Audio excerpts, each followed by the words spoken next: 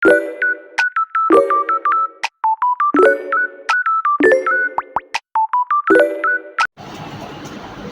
Assalamualaikum. Nama saya Nur Ijazah Binti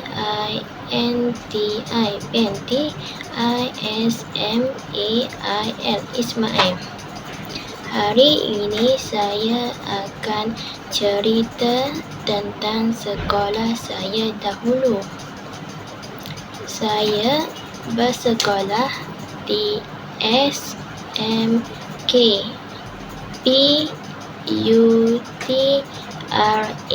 Putra, SMK Putra. Sekolah adalah tempat saya belajar.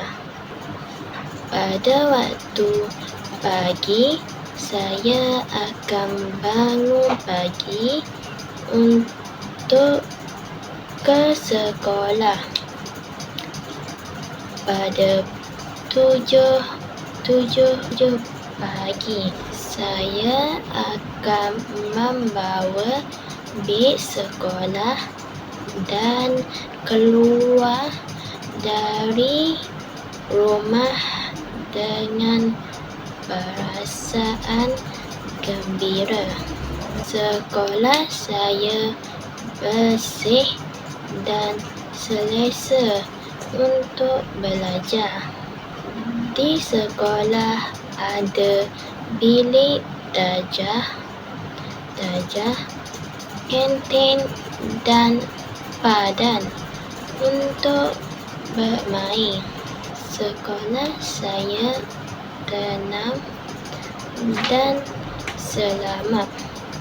Saya suka pergi ke sekolah kerana saya boleh belajar dengan baik.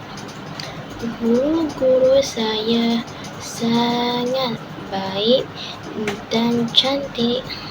Guru mengajar saya dengan baik. Kalau saya tidak faham, guru akan membantu saya untuk faham.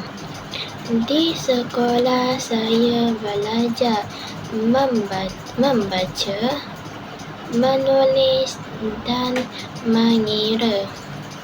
Saya juga ada ramai kawan, tetapi saya ada dua orang kawan baik sahaja. Kami akan belajar dan tolong apabila dalam masalah.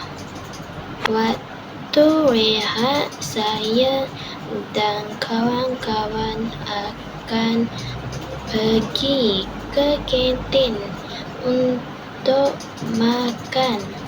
Di kantin saya suka makan nasi ayam kerana murah dan sedap.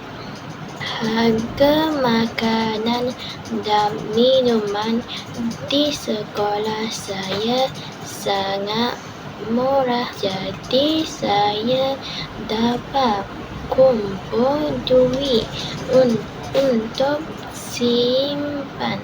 Selepas rehat, saya balik ke kelas untuk belajar.